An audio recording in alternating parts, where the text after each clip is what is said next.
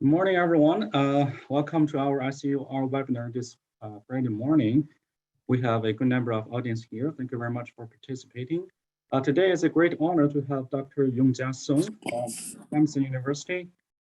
Yongjia is an assistant professor in the Department of Industry Engineering at Clemson University. She received his PhD in Industry and System Engineering from University of Wisconsin-Madison in 2013. He spent several years at Virginia Commonwealth University here nearby in Richmond. And then he joined Clemson University. His research interests include optimization and uncertainty, integer programming, and applications of optimization in transportation and logistics, energy systems, and healthcare. His research has been well funded by several federal agencies, including NSF, DOE, USDA, with many others, including the NSF Career Award this year. He also serves on the board of directors for the Informed Computing Society and the IISE Operations Research Division. He is also a special editor for Informed Journal on Computing. Today, he will be presenting something related to his career award, NSF Career Award program for multi-stage stochastic programming models and algorithm for hurricane relief logistics planning. Thank you, Yongjia, for joining us today. All right, thanks, Ran, for a very nice introduction and invitation. So today, actually, I'm going to talk about some kind of preliminary work to my career sort of project proposal, which is related to multi-stage stochastic programming models. And this is joint work with my former PhD student, Merwan Stig, who has graduated and he's now a postdoc researcher at Aachen University in Germany. So before I start, maybe a little bit about background about myself, a little bit more. So I got my PhD from University of Wisconsin-Madison in 2013, and then I joined Virginia Commonwealth University in Richmond, Virginia, which is not too far away from George Mason. So it's great to be back virtually. So my sort of research profile include some theoretical and algorithmic work on mathematical optimization. And in terms of the applications, over the years, I have been sort of trying to expand my footprint on different applications, including the network design, operation, interdiction, and the transportation vehicle routing, healthcare, and most recently on the disaster relief logistics, which is what we're going to talk about today. So we're going to do some introduction first, and then I'm trying to sort of focus on this idea of adaptive decision policies for hurricane relief logistic operations. And finally, I'm going to show some preliminary computational results. Okay, so we know that the disaster resilience is a very important topic, and one of the biggest threat to US, especially the southeastern part of US. So in the 2017 alone, the hurricane season has caused a combined of over $200 billion in damage and affected more than 28 million people in the US. So we must improve the disaster resilience in a continuous fashion. And in my opinion, my personal opinion about the disaster resilience actually include two parts. One is the reliable infrastructure, and the other one is the adaptive operation. So reliable infrastructure can be illustrated using the picture on the left. So if we have a very strong tree, we need to have a strong root system in order to defend against all kinds of possible storms that may come into each direction. So we need to have a very reliable sort of network structure to support whatever that we do with the network.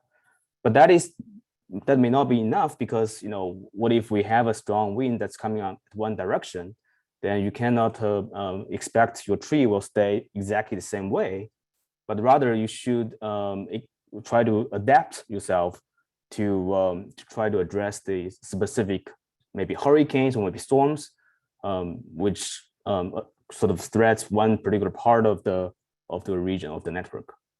So in addition to the reliable infrastructure, we also need the adaptive operation to achieve the disaster resilience here. So in terms of the disaster relief logistic network, in US, the FEMA, which is the the federal agency on emergency management, they have done an incredible job in terms of establishing and managing a nationwide network, which consists of the distribution centers at the national level, the incident support base at the regional level, staging areas at the county level, and point of distributions at the local level. So these different layers are tightly connected together, and the operation is done in terms of locally executed, stage managed, and federally supported, which has been very successful in the past 20 to 30 years.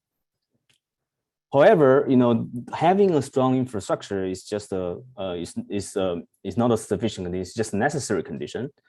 But we need additional sort of operational guidelines, adaptive operational guidelines, in order to defend against any sort of impending hurricane and sort of short-term threats. Okay, so we need to have both our hands strong in this sense. And what makes it very hard or challenging in terms of the logistic operation is that if we talk about the hurricanes, there are different levels of uncertainty here. At least the three of them I'm summarizing here. So the first level is that the demand, maybe the evacuation demand, or maybe people need some basic support such as food and water. So this kind of demand that's caused by maybe a damage of a hurricane, that is highly uncertain because it depends on how fragile your infrastructure network is, and also depend on the human behavior. Okay, so that is the number one level uncertainty. Number two is that we have we typically don't have exact sort of characterization or prediction about the hurricane. We typically have a forecast, and from this picture, this might be very familiar with for some of you, because whenever you look at the hurricane by the National Hurricane Center, they actually display this picture to you, and they show a central path, which you can see the potential path, the most likely path that the hurricane is going to take. But along with that, there is a forecast cone which is surrounding the central path. So that means that the forecast is not deterministic. It is actually uncertain. So it is uncertain in many aspects, and this one only shows its trajectory and area, but also its intensity and the speed of which it is moving is also subject to forecast error or uncertainty. So that is level two. And level three uncertainty is that this forecast is not done once. It is actually a rolling forecast. In fact, every 6 hours, the National Hurricane Center is going to have a new forecast.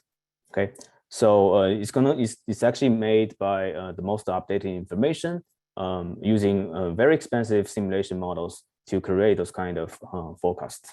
So the forecasts themselves are changing over time. So that's a lot of challenges because of all these sorts of uncertainties.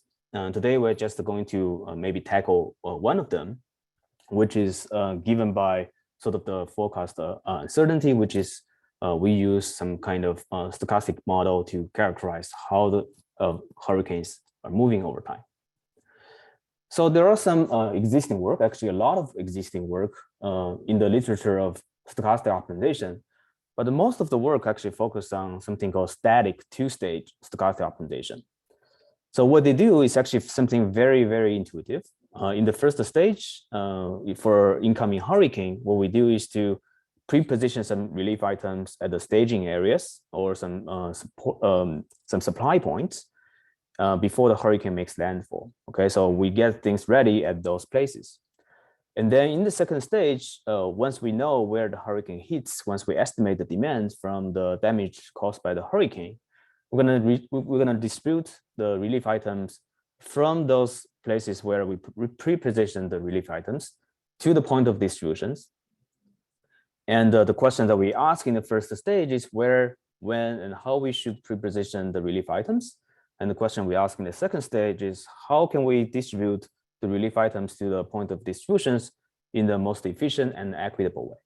Okay, so that seems like a very, very nice framework if we break things down into these two stages.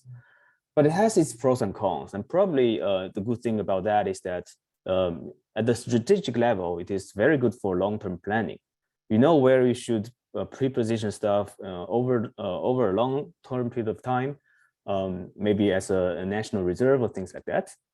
And all you need in terms of information is a probability distribution, which can be directly estimated from the historical data from the past hurricane scenarios.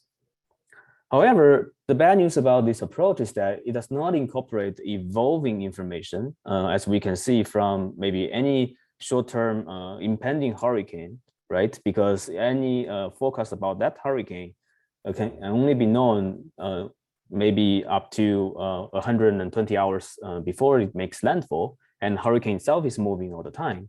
And the static two-stage stochastic optimization does not have the capability to incorporate those kind of evolving information. But more importantly, if we have a two-stage stochastic optimization, then we do not have the solution to this model, do not have the flexibility to adjust the logistics plan based on whatever the updates on those hurricane information, which is critical, as we will show in our computational results. Okay, so essentially, if you are a two-stage stochastic optimizer, we can summarize this kind of a dilemma here. The dilemma is in terms of the timing of executing that static logistics plan. So we'll run into a dilemma of when you should implement your plan. Because if you start early, then there might be a mismatch between whatever you allocate, the resource that we allocate, and the actual demand, because at that time the forecast is not very accurate. But if you start very late, then it might be very costly to do any sort of last-minute arrangement, or it may be even infeasible to satisfy the demand because it's just too short of a notice time. So we can see this phenomenon from a classical sort of hurricane, which is Hurricane Katrina. We can see that 3 days ahead of the landfall of the hurricane, as we can see, the forecast is like this. Actually, it is predicted to hit Florida, and the entire cone of the forecast does not even contain Louisiana, where we know, that's the place where it made the landfall. So if you create a two-stage stochastic optimization model according to this forecast, then you're absolutely doing the wrong thing.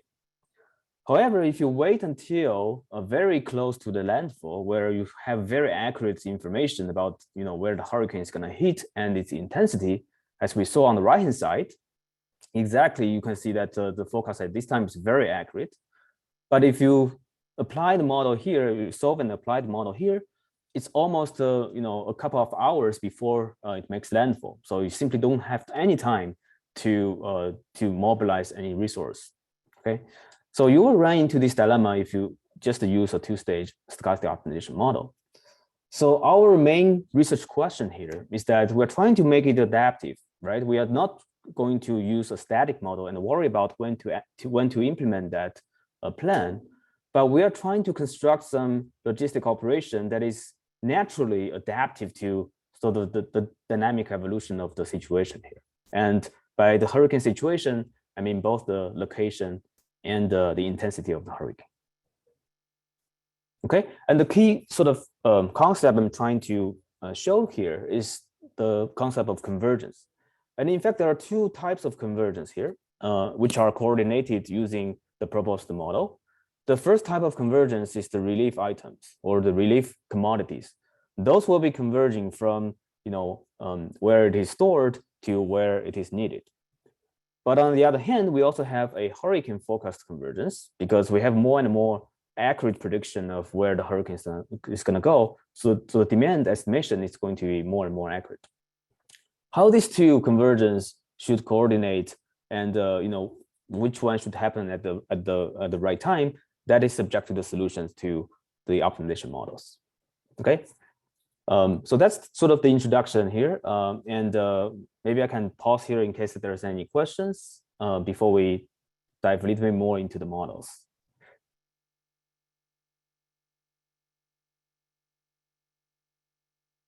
Okay, so if there's no question, let me continue.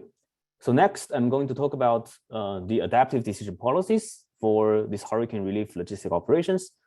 there are two different approaches. One is offline, the other one is online. I'm going to start with the offline model first, which is known as the stochastic multi-stage stochastic programming.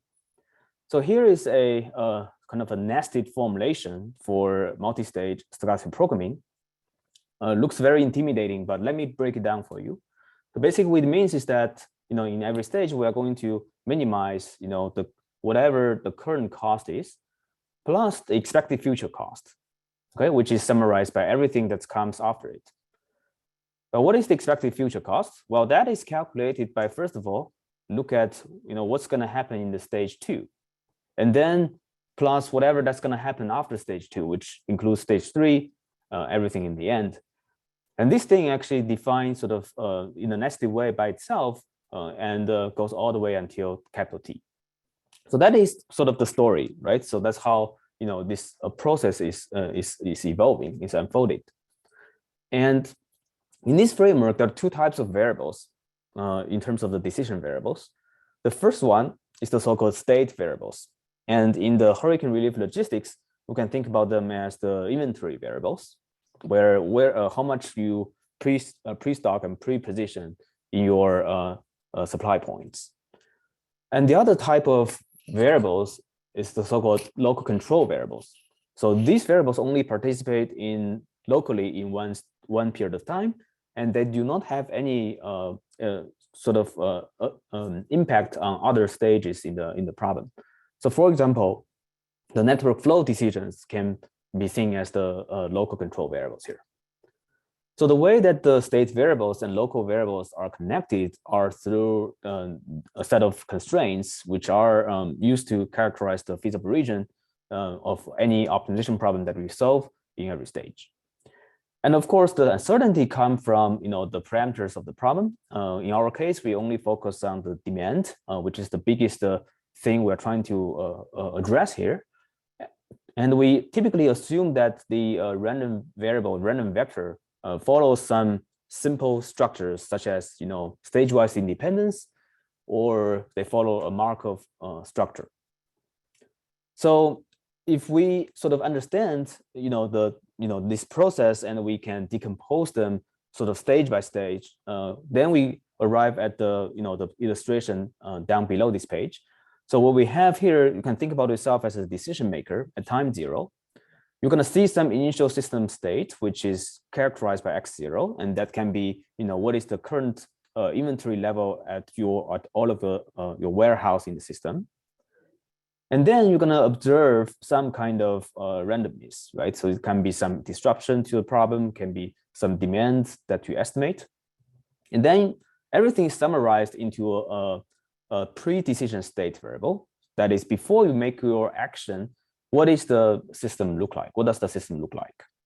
And then according to whatever policy, which is a mapping from a state to action, which is going to be calculated by solving this multi-stage stochastic optimization model, we apply that policy, and then that policy will tell us what's the action that we're going to implement at the current stage. So that is given by y1, and then of course, combined with s1 and y1, you're going to incur some cost that you have to pay for this stage. And then things move on to the next stage, and sort of the process will repeat itself. You're going to observe some additional realization of the random vectors, and this go on and on until we hit the last stage here. Okay, so hopefully the decision-making process is clear here. All right, so once we recognize this stage-wise decomposition structure, one way that we can solve, that is very helpful for us to solve this problem, is to use the dynamic programming formulation. So all it does is to mimic the way that we deal with the problem at every single stage of this process. So at every single stage, what we have, essentially we have two information that's carried over from the past. One is, what is the decision that you made in the past, and how does that affect the system? So that is sort of characterized by this post-decision state xt-1 that's carried over from the previous stage. Another information you see is that what is the realization of the random vector at the current stage. So that is used to define all of the parameters in the constraint and maybe in the objective as well. But there's one thing that we do not know, which we have to approximate iteratively, is the so-called cost to go function. So what this cost to go function is that it summarizes, what is the impact, what is the expected future cost if you have a system state of xt. Okay, so essentially it summarizes all of the expected cost in the future, which allows you to solve, your current stage problem in an optimal way. It guarantees the optimality of your current stage problem in terms of its impact in the long run. But this cost to go function may be very hard to estimate. In general, it is kind of extremely hard. However, if we have some certain structures, especially like the convexity, if we know that these functions are convex, then there are some effective decomposition approaches, such as the celebrated stochastic dual dynamic programming algorithms, or SDDP algorithms. So for those of you who may not be familiar with this algorithm, the idea is extremely simple. So it has two paths. One is the forward path, the other one is a backward path. During the forward path, what we're going to do is that we are going to use our current estimation of the cost to go function. We're going to just randomly sample, the realization of the uncertain vector and move forward from t equal to 0 to all the way to the end. Essentially, we create a sample path. We randomly sample a sample path for us. And then we are going to move forward along the sample path and find what is the sort of current optimal solution with respect to the current estimation of the cost to go function. In that way, we have a solution or a state variable that we have in every stage. Okay, but of course, the cost to go function is not accurate. We have to refine our estimation to it. We need to improve our estimation to it. So what we do is that we are going to go backward, and we're going to solve all of the realizations for the subsequent stage in order to provide us some information to improve my current estimation of our cost to go function. So these forward paths and backward paths are going to iterate until there's some kind of convergence guarantee. Okay, so we can see that because we do forward and backward, this is going to have some theoretical convergence in the end. Whereas another approach that we talk about in this talk is the so-called rolling horizon approach, which only does this kind of forward path, or it only move forward in time. So we also know that it does not guarantee the optimality in the end.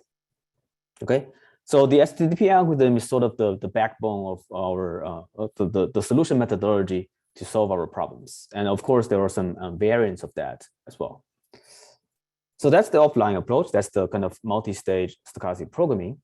But on the other hand, we have this online approach, or the rolling horizon approach.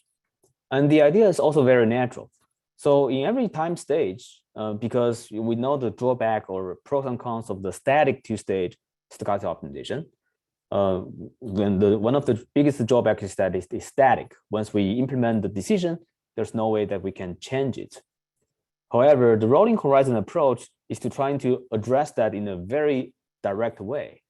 Instead of solving it only once at the beginning of the planning horizon, we're actually going to solve a two-stage stochastic optimization in every single step in the planning horizon.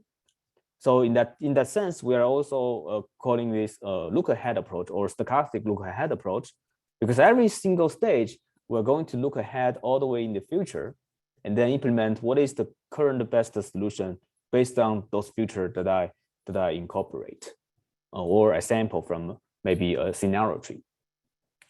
So essentially, we're going to solve a two-stage stochastic optimization model in every single row, as we can see from this sort of animation here. In the first row, we're gonna go sample all of the sample paths towards the end, find whatever the best solution, but we only implement the solution corresponding to the first stage. And then we move on to the second stage. Depending on where we are, we do sample again all the way to the end, solve a two-stage stochastic optimization model, but then only implement whatever solution with respect to the second stage only. And then this thing goes on and on until we hit the final stage. So in this process, we never look back. So that's why it's called the stochastic look ahead. So it has its pros and cons as well. In terms of the good things about this approach is that it is very effective and it's a practical, very practical approach. And the decision policy you obtain from this online sort of procedure is automatically adaptive because, you know, every single step when you solve the problem, you incorporate the most updated information about the system. Okay, of course, as a consequence of what you have done before, but automatically you are adaptive to whatever the best for you at each time stage. And you know, this can be a very good heuristic, especially if the exact optimal sort of optimization model, which is the multi-stage stochastic programming, is challenging to solve. Okay, for example, if you don't have the convexity structure, then this may take a long time to solve. But you know, consecutively solving a bunch of two-stage stochastic optimization might be not that hard. A better sort of argument to support this stochastic look ahead is that it is even applicable if the scenario tree, which is the stochastic forecast that we built for the hurricane sort of situation, may be updated over time. Okay, so you may start out by constructing some stochastic model for your hurricane forecast, but as every 6 hours we have a new update, we have a new forecast. If you want to use the most updated information, you're probably going to go back and change the structure of the scenario tree as well. However, if the scenario tree changes, then all the solutions with respect to your multi-stage stochastic programming needs to change as well. Okay, so that's a little bit problematic, and the solution you get from those offline model may become invalid for a new scenario tree that you have using the most updated information. But this is not a concern at all for this rolling horizon approach, because naturally you can sample your sample path based on the most up-to-date information. And that has been documented in several papers in the literature, and it seems that it is very effective according to the results reported in those papers. But the drawback about this approach, as I said, first of all, it's very hard to establish any kind of automatic guarantee just because, you know, it only looks forward in time. And also, you know, the performance evaluation becomes extremely hard because, you know, if you want to look at the average performance, basically you have to sample enough number of sort of sample paths for you to evaluate your online policy. So in our computational benchmark, this has been kind of the bottleneck. Okay, so right now we have these two approaches to achieve this kind of adaptive decision policy for hurricane relief logistics. One is offline using multi-stage stochastic optimization. The other one is online using this rolling horizon or stochastic look ahead approach by two-stage stochastic optimization. So next, I'm going to sort of apply these two frameworks to our problems, which is the hurricane relief logistic operation problem. Of course, that problem is very large, and I'm only going to focus on one small aspect of it, which is the prepositioning problem. So in this prepositioning problem, we can think about it as a multi-period network flow model, where we're gonna the objective is to minimize the total transportation and the inventory holding cost, the procurement cost that you get the raw materials, the relief items, some penalty for shortage in terms of not satisfying the demand, and the salvage cost of overstocking items. And the constraints are very natural. So we have the inventory balance constraints over time. We have some shipping limits. We have some inventory capacity. We have some bounds on the demand and things like that. Okay, so this is a very standard deterministic multi-period network flow model. And the most important thing that kind of links different state variables, such as the inventory balance, inventory variables, is this inventory balance constraints. Okay, because of this constraint, we cannot easily decompose this problem sort of stage by stage. So now we have this deterministic model. You can think about it actually as a particular sample path on the scenario tree, which sort of laid out all of the possibilities in the future. So what we have is that we can sample a particular sample path from t equal to 0 all the way to t equal to the end, and then you get all of the information, the realization of the randomness on each sample path And then you can define this multi-period network flow problem as the deterministic optimization problem. Okay, so that way you can sort of combine these two concepts together. But of course, that's not going to be the way we solve it. Or we're still trying to sort of utilize the stochastic, the STDP algorithm, in which case we need to have a stage-wise independent, stage-wise decomposition structure. Okay, is there any question up to this point?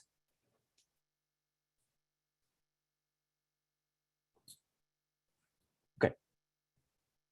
All right, so towards a stage-wise sort of decomposition model, which is going to be used for solving our multi-stage stochastic programming, is that, you know, in every stage, the decision we're going to make, except for the last stage where we need to worry about making final delivery to the demand point. In every other stage, all the things that we do is to, one thing is to procure the relief item from the main distribution center, and also moving around the items between different supply points. So what's linking between different stages or periods in the problem is this flow balance constraints. And then we have these additional variables theta, which characterize the cost to go function. And of course, you know, at the beginning, you have no idea what that is, but over time, using the cutting plane sort of approximation, you're able to get more and more accurate estimation, lower bound estimation about the expected future cost as a result of whatever you have in the state variable. Right. So that is how we're going to solve the multi-stage stochastic programming. We're going to apply the STDP algorithm, and of course, we're going to make some modifications based on the stochastic model that we use for the hurricane itself. So in terms of the static two-stage approximation, because we want to eventually compare these two approaches and see what is the benefit of having adaptive operation rather than a static operation. So in the static two-stage model, in the first stage, we're actually going to determine what is the logistic operation, which corresponds to the flow between MDC and the support and the supply points, as well as the inventory and the procurement decisions. We're going to actually determine all of them over the entire planning horizon. Okay, so all of those will be fixed. And then our second stage will only worry about the final delivery to the demand points to try to satisfy the demand. And if not, we're going to pay the shortage penalty. And if yes, we're going to try to minimize the overstocking. Okay, and that's only happen after we observe the demand after the landfall time t. Okay, so before we talk about sort of the computational results, I would like to make some key assumptions in the model, which are actually, some of them, if we relax them, can be a very natural extension of the current framework. The first one assumption is very important, which is we're going to make assumptions that all of the supply points, and you can think about them as the warehouse, right? So all of their locations are determined, predetermined, and they are activated in time one. So what that means is that we do not need to make any decision regarding the selection of the supply points, nor the timing of their activation. This is a significant assumption and simplification in the sense that if we relax this assumption and these guys become decision variables, it will make the model very challenging to solve because we have both continuous variable and integer variables. This will likely break down the convexity structure of the cost to go function. It's going to make it very challenging to solve, but it's going to be a very good research question. The second assumption here is that we're going to assume all of the shipment will arrive at their destinations within one period of time. So in this case, by this assumption, we do not have to use the time indexed network flow formulation, just to make the formulation nice and easy. The third one, which is a very critical assumption in our model, which is the logistic cost is non-decreasing over time. This is practically meaningful because, you know, as we get closer and closer to the landfall of a hurricane, probably it's going to be more costly if you do any logistics operations. But our results sort of hinges on this assumption here. And then there are some technical assumptions in terms of the capacity. And we also assume that the demand will only occur at the time of landfall, although we know in practice, a hurricane may have, a long-term sort of disruption to a supply chain, and the demand will occur not only at one time, but in a continuous period of time. But here we only focus on the most significant demand at the time of the landfall of hurricane. Okay, so after we make the models for the logistics network and the optimization model, we also need to make some assumptions, critical assumptions about the dynamic evolution of the hurricane. So we are particularly interested in two attributes of hurricane. One is the intensity, how strong is the wind, how strong is the potential impact, and the other one is the location. So where it's gonna hit, where it's gonna make the landfall, and because a lot of the demand will directly be related to that. So as I said, this another type of uncertainty. If we think about estimating the demand, even if we know where the hurricane is going to hit, but in this work we're going to make it easy. We're going to make assumption on a direct mapping from what the hurricane's attribute is to the demand in each of the demand points that we consider in this network. Okay, so this part, although it could be random, but we actually make it deterministic for the sake of simplicity here. Another assumption that we make, which is the stochastic model for the hurricane itself. So our assumption is that we assume it is going to be characterized using a Markov chain model. So this can be a little bit controversial, especially we have all these kind of expensive, computationally expensive forecast model using physical sort of models or using physics and large scale simulations. But in order to use them as a state variable and incorporate those directly in the model, rather than using them as a black box or as a latent variable, using a Markov chain, although we may lose some kind of forecast capability, but we may be able to do optimization better. Or this might be the only way that we can do sort of optimization by having these kind of hurricane attributes as a state variable. And also statistically, by tuning the Markov chain sort of parameters, we may mimic the behavior of this rolling forecast that we receive every 6 hours, as the National Hurricane Center does. And having a Markov chain model also makes it very convenient to extend this case to the more general case when we have a random landfall time. So what we have talked about before is that we know exactly after how many stages, how many periods this hurricane is going to make landfall. But it's hardly the case in practice because we also see that there is some kind of rapid acceleration of a hurricane or rapid intensification of a hurricane. One of those actually happened this year. The Hurricane Ida had a rapid acceleration, which caused some kind of difficulty in the relief for that particular hurricane. So what it does is that, well, suppose this is a hurricane, and if we assume there's a deterministic landfall time, maybe after 8 periods of time, this is going to make the landfall. However, the rapid acceleration, consider the likelihood of jumping directly from one place to the shore, and it may make landfall within 1 period of time rather than 8 period of time. Okay, so that may happen with some likelihood. And having a Markov chain model by sort of adding an additional state to the problem, and by defining each of the candidate landfall location as absorbing state, we're able to incorporate this kind of multi-stage stochastic optimization with a random number of stages as well in our model. And the conceptually is extremely simple because once we reach an absorbing state, there's nothing that's going on from that state. So we can just assume that the corresponding value function as well as the cost to go functions are both zeros. Okay, so this is a very natural and easy way to sort of incorporate this multi-stage stochastic programming model, even if we have a random number of stages.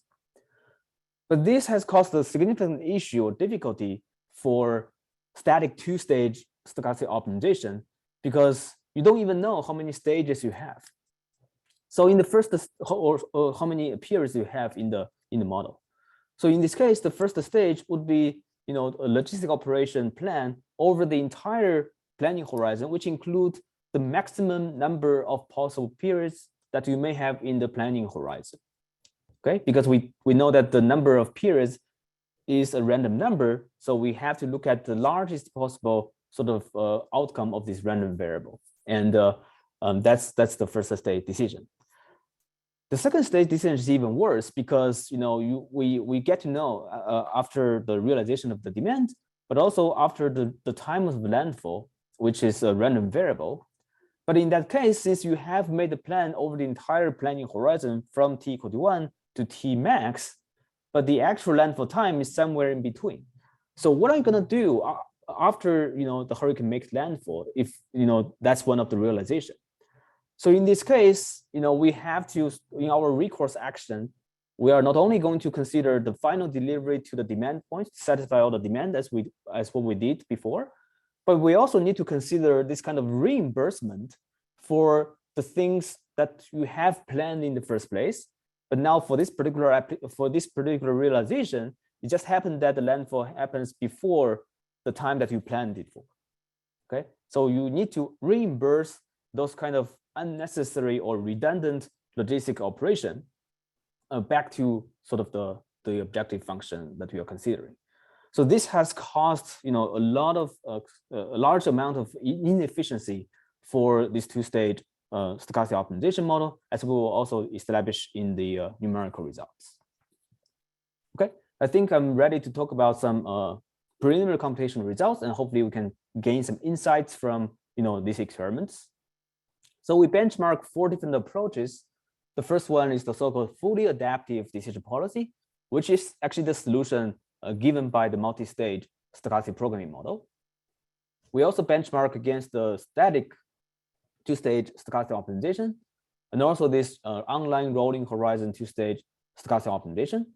And all three of those will be compared against something called the clairvoyant, which assumes that we have the perfect information about the hurricane's impact, and then we assume that we have this perfect information at time equal to 1. So this is the sort of the perfect information bound that all of the performance are going to be compared with. So we randomly generate some network structure with different number of supply points and number of demand points. We look at different number of stages in the problem. So this is the deterministic landfall time, where the number of stages is a fixed number. We compare the 3 different policies: fully adaptive, static, and the rolling horizon. And we can see that in terms of the computational time, solving a multi-stage stochastic optimization model can take much longer than a two-stage model. However, you also see that the benefit in terms of the gain in the objective or the reduction of the cost is also significant.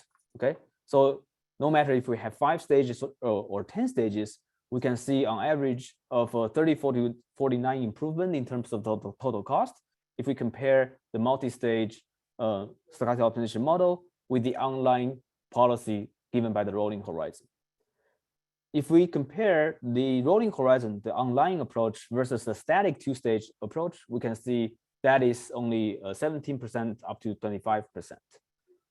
So overall, if you look at the comparison between multi-stage, which is the fully adaptive decision policy, against the static policy given by the two-stage, you can just add these 2 numbers up, and it's going to be more than 50% of the saving. Okay, and that's sort of one set of experiments we did. However, that is not necessarily true always. There is a very important factor here, which is the logistic cost. So we did some sensitivity analysis, and we we assume that the logistic cost actually increase by a constant factor over time. And we analyze what's the situation if that constant factor becomes very large or becomes very small. And we compare different policies for those cases. But first of all, we look at the solution profile in terms of the number of relief items that we procure from the MDC, from the main distribution center over time. And for different sort of constant factor here, we can see that the behavior of the solution provided by the fully adaptive solution is drastically different. So if the logistic costs increase not very fast, increase at a very slow pace, then we see that the solution tend to sort of wait at the first few stages and only do this kind of procurement towards the end. And the reason is that, because the cost does not increase very fast, we do have the time to maybe wait until we have a better forecast and then make the procurement and the logistic operation later on in the process. But that is quite different if the costs may increase very quickly, because we just cannot wait to procure those stuff, because if you do, then when you do it later, it's going to incur a much higher cost. So you tend to do all of the procurement and preposition maybe early on in the process, and towards the end you just do something here and there to do some little changes. And in terms of the performance comparison between fully adaptive versus static two-stage and rolling horizon two-stage, these have different sort of implications. If the cost increase very quickly over time, it's actually in favor of the static two-stage model and the rolling horizon two-stage approach, because you tend to do everything early on in the first few stages, which you would do as well in the static and rolling horizon approach. But if the costs increase very slowly over time and you tend to do everything later, then it's kind of in favor of the rolling horizon, because it does incorporate a different status in the system over a long period of time. But the static two-stage model is going to suffer here because they do not recognize that kind of dynamic. And this has been sort of reflected in our computational results. If we use this cost increase factor from a small factor all the way to a very large factor. If we have a small factor, as we see from the picture here, everything tends to be done towards the end. And we actually see that the multi-stage stochastic optimization solution and the rolling horizon, they have exactly the same performance, or the performance is very similar. Whereas the static solution by the static two-stage is suffer a lot from this scenario. But if we have a very large cost increase factor where things tends to be done early on in the process, then we see that the gap between fully adaptive and the rolling horizon and static gets reduced. Okay, the gap between them are not as significant as in other cases. So I think this is a very interesting sort of observation in terms of when we should apply the more computationally expensive approach, which is the multi-stage stochastic optimization, because sometimes they may have exactly the same performance as other maybe cheaper approach, computationally cheaper approach. Another comparison I want to make is that we consider the deterministic landfall scenario, a landfall time scenario. We also want to look at what if the landfall time is stochastic, in which you have a stochastic number of stages in the multi-stage stochastic optimization. And you see that the gap against the clairvoyant goes from maybe 5, maybe 8 times of the cost, now immediately jump to 10 times and more than 15 times. So that means that the static two-stage stochastic optimization and even rolling horizon two-stage stochastic optimization solutions are significantly worse when you have this kind of random landfall time, just because a lot of the costs are wasted just because we don't know when the landfall is going to happen. So a lot of redundant delivery, redundant sort of operations are happening. And this is absolutely kind of a slam dunk sort of situation where we have to use the kind of a fully adaptive policy that is given by the multi-stage stochastic optimization. Okay, so that's all the computational performance that I want to show. Please let me to summarize what we have talked about so far. So basically, hopefully by now, I have been able to convince you that we need to have adaptive decision policies, which can effectively address this kind of evolving uncertainty in the demand forecast, which is necessary in the hurricane relief logistics operation system. And we talk about 2 different approaches for getting this kind of adaptive decision policies. One is to use the offline decision policy. It might be computationally expensive, but if the stochastic process follow exactly the way that we assumed, this is the optimal approach. Okay. The other way, as a heuristic or a quick heuristic, is to use this online decision policy, which is given by the rolling horizon approach. So this work has been sort of summarized in my former student Marwan Stick's PhD thesis this year. And we also have a conference proceeding on that. The full paper will be available soon, hopefully by the end of this month. Okay.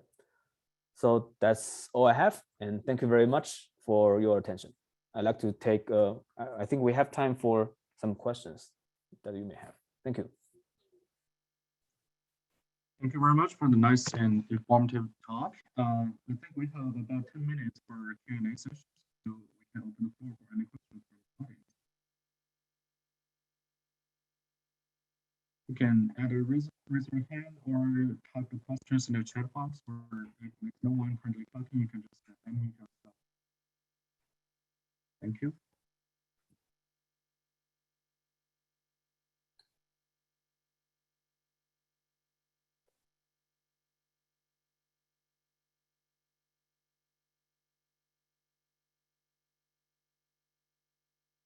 Any questions?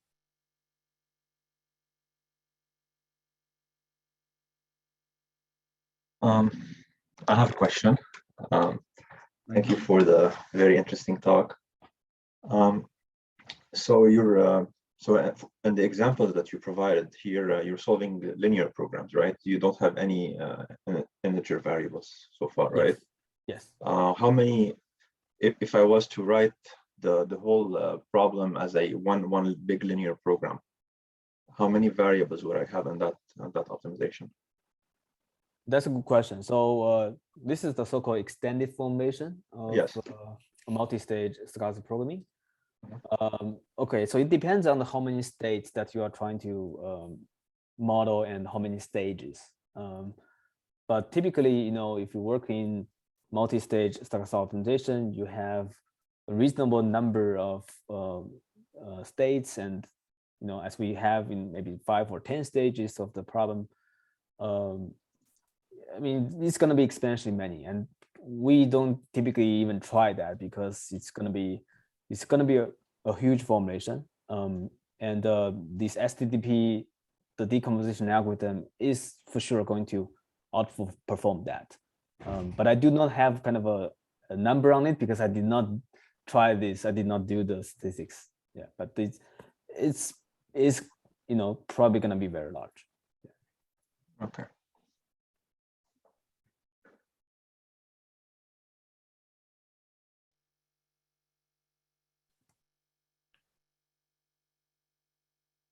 Any other?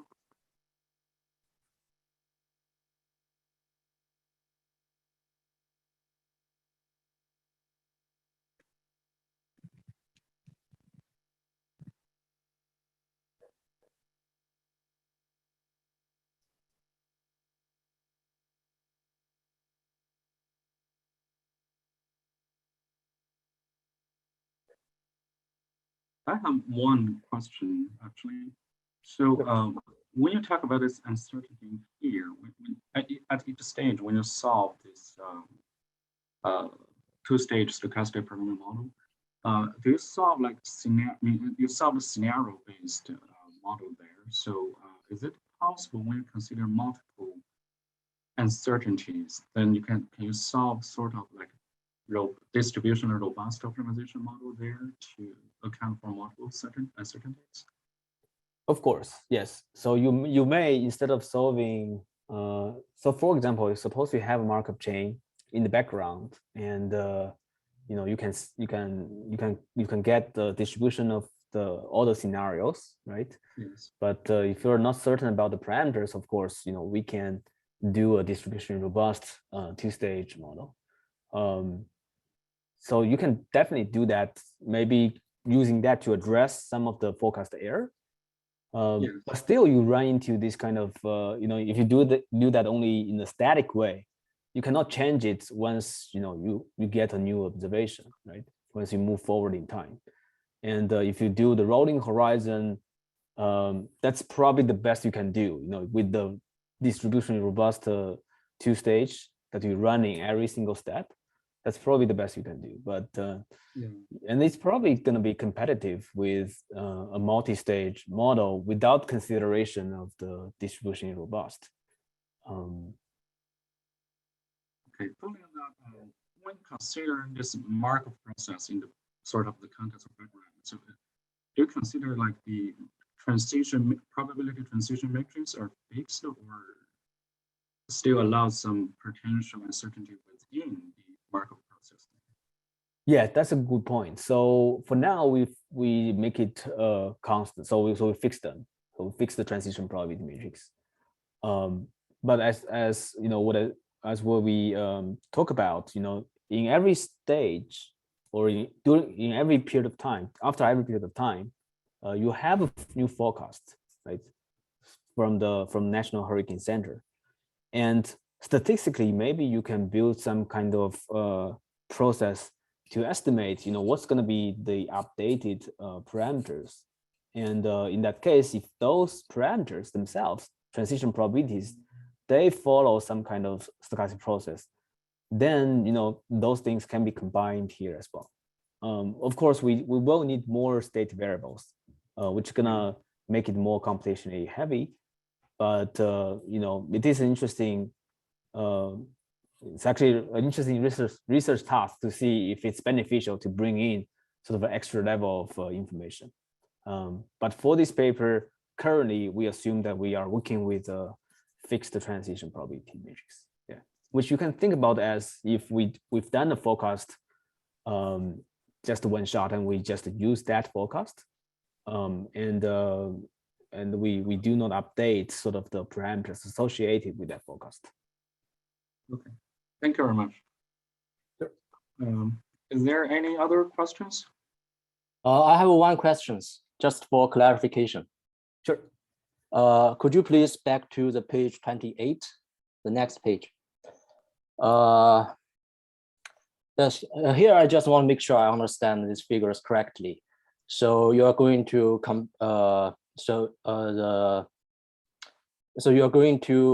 there are two scenarios. The one is the number of stage is deterministic, and another scenario is the number of stage is stochastic.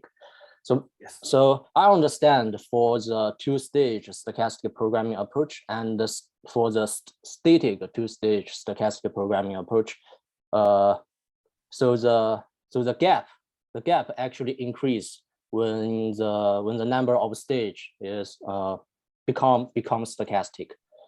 So I understand from your previous slides that when you use your fully adaptive model, you can actually incorporate the stochastic stage settings. But yes. But what I don't understand is that when the number of stage is stochastic, actually your problem complexity increase. But why the gap actually decrease for just from these pictures for the fully adaptive model? That's a good point. So I'm not quite sure the answer to that. I think maybe after we make that landfall time to be stochastic, we actually injected a additional state variable to characterize how far they can go vertically in that process for the hurricane, and that additional component might have changed the problem instance. So I would say that these two might not be even comparable in terms of the same instance. However, I think the point here is not to make the sort of a direct comparison between those two, but maybe more of the gap between three different policies. And you can see that the difference between these guys are drastically larger than these guys. Because it's extremely hard to construct the same instance, one having a deterministic landfall time, the other one has a stochastic landfall time. Making the comparison between these two might be hard. But main takeaway, as I said, is that the static and rolling horizon two-stage models, they suffer a lot just because they do not know, when the hurricane is going to make landfall. Okay, thank you. Sure. Thank you. If there's no further questions, I think it's about time. So thank you again, Yongjia, for a very nice and great talk. And everyone, hope we can give a virtual round of applause to Yongjia. Thank you very much for giving this talk. And thank you for having me. Thank you. and hopefully we will see you in person sometimes in the upcoming conferences. And I think that can conclude our seminar today. Everyone have a very nice weekend, and thank you very much for joining us this morning. Thank you. Have a good weekend. Bye. Thank you. Bye.